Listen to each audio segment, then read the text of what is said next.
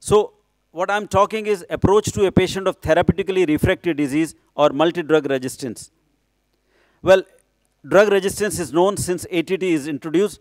MDR and XDR TB is a threat to global efforts to TB control, and there is a warning that drug-susceptible TB will be replaced by XDR TB, and that is going to severely restrict our treatment option. Well, it's a problem in immunocompetent and HIV-infected population. Both primary and acquired drug resistance may occur. And the important is that 5-year survival rate with MDR TB is 50%, and it is the same as survival of person with tuberculosis in a pre-ATT era in 1904. It's a problem for TB worker, and it's been described as drug resistance as a tragedy in making or the end of the beginning. Drug resistance, there are certain definitions. Bacilli resistance to one or more anti-TB drug. MDR, when there is a resistance to arsen and INH both. Extensive drug resistance, when there is a resistance to arsen, fluoroquinolone, and second-line injectable drug. Primary drug resistance is when patient has never taken ATT, or acquired drug resistance when patient has taken prior ATT. Similarly, terms resistance in new cases or resistance in previously treated cases. Now, this is the global picture. In 2007, 5,11,000 patients have been reported MDR globally, and out of that, estimated number of deaths is 1,50,000. So, almost 30% patient died of MDR TB. And this is the global picture. No part of the world is left without a case of MDR. Similarly, XDR, almost all part of the world have reported one case or other of XDR, and where it's not been reported, probably surveillance has not taken place. Now, the effect of treatment outcome on HIV-negative patients, it's an 83-fold greater risk of treatment failure and 2-fold greater risk of relapse. While with extensive MDR, strain resistant to average 5.8 drugs has been reported, usual hospital stay 7 months and received average 5.7 drugs. For MDR with HIV, 70 to 89% patient died within 4 to 19 weeks, with 38 to 70% death caused by TB. The median survival time for AIDS patient with MDR TB is 1.5 months in comparison to without TB is 14.8 months. Now, mechanism is that there is some frequency of genetic mutation occurring for each drug, and that leads to most common cause of emergence of drug resistance. Single antibiotic therapy is that where you give a one single drug, there is a fall in the susceptible of bacilli followed by subsequent rise in resistant and mutant strain. The most common cause of multi-drug resistance is a erratic drug ingestion, monotherapy, suboptimal doses of drug, poor drug absorption, inadequate duration of treatment or non-adherence, inappropriate administration by unqualified practitioner, poor training, addition of a single drug to a failing regimen is disastrous. The implication of MDR TB is that it is profound for individual patient because it increases the risk of treatment failure, relapse and death. The duration of therapy is extended with higher risk of drug toxicity, potential need for resection surgery, and overall treatment cost is increased. Well, when to suspect? A patient of pulmonary tuberculosis continues to be sputum positive after 5 months of category 1 or after 4 months of category 2 as per WHO criteria is suspected for pulmonary TB. History of previous drug resistance to any anti-TB drug or repeated treatment and default, there are other reasons. Patient becomes sputum negative and then become positive, rise and fall phenomena, and that's how one suspects in pulmonary TB.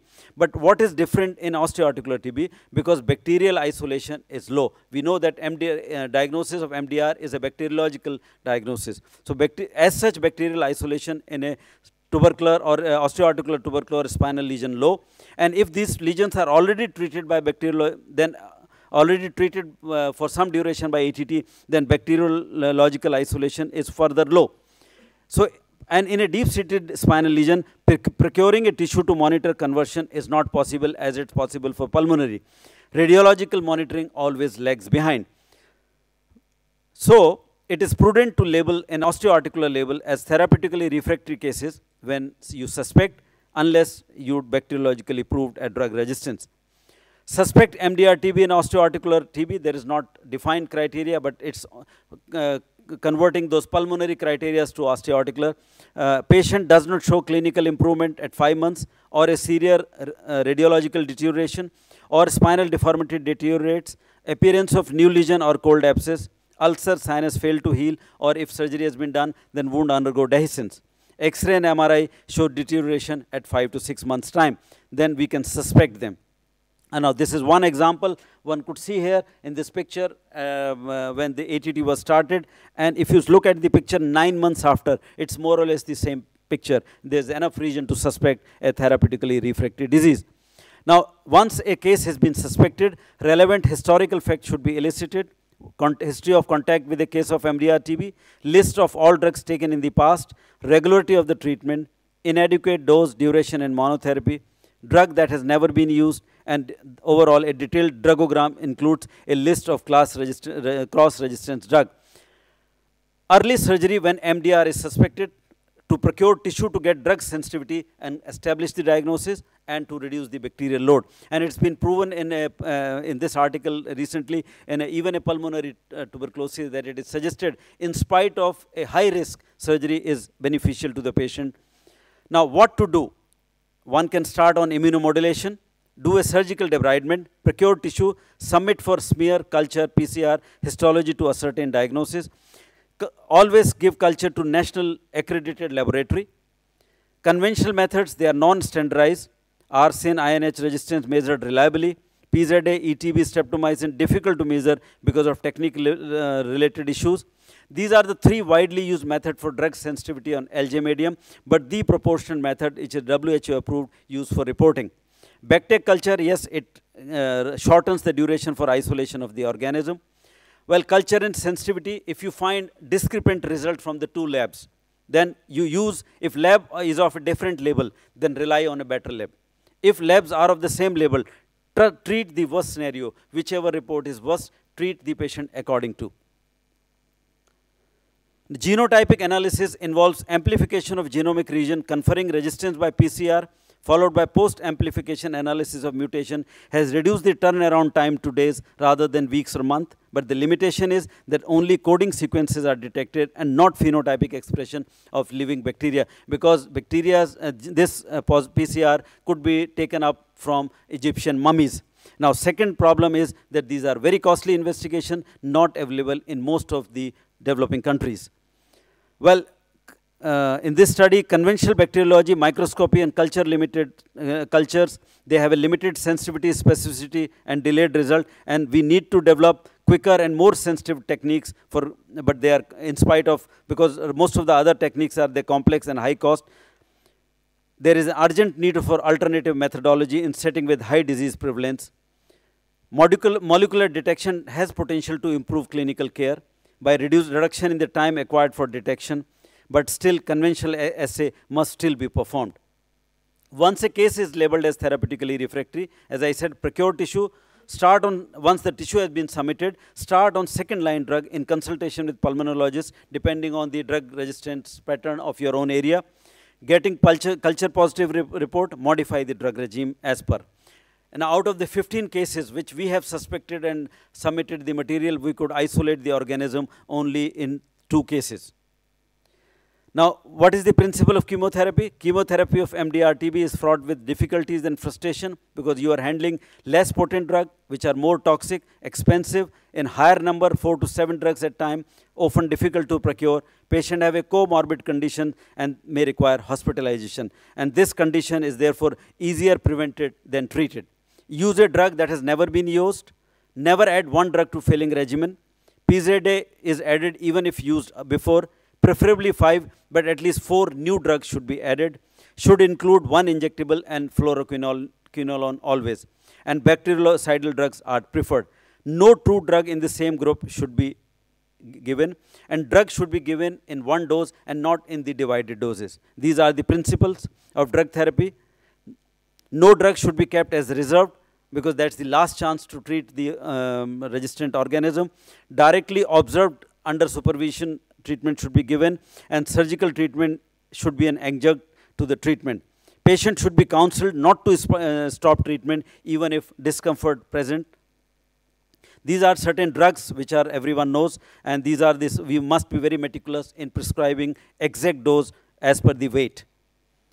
Immune modulation, well, currently application of immunotherapy has been given, but then probably we need need for an RCT to prove its importance.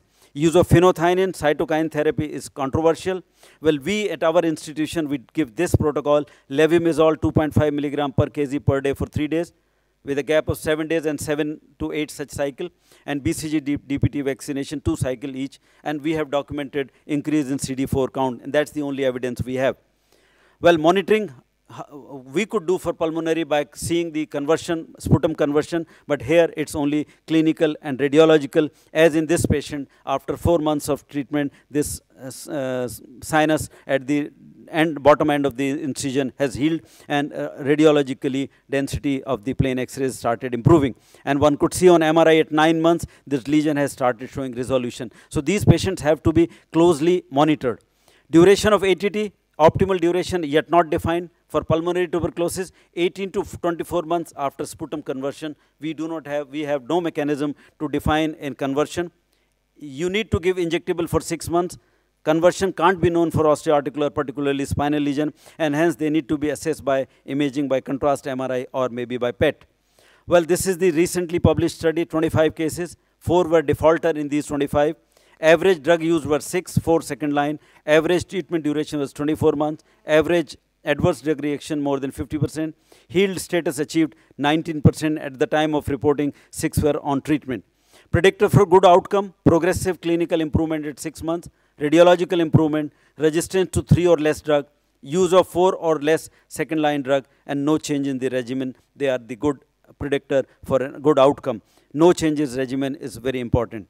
So friends, conclusion, better prevent than treat MDR, suspect early, may not be proved MDR in spinal infection, surgery has a role, proper combination of drug and duration, and we must realize that it's a man-made problem and we must treat the disease at first instance properly. Thanks very much. What is the future direction? We will still need to work on collectively to generate evidence for how to suspect, how to investigate, how to treat, and what is the end point, because demonstration of MDR and conversion is difficult in spinal lesion. Thanks very much indeed for patient hearing. Well, next speaker is here, and I call upon Dr. Rajeshekaran, who is a noted spine surgeon and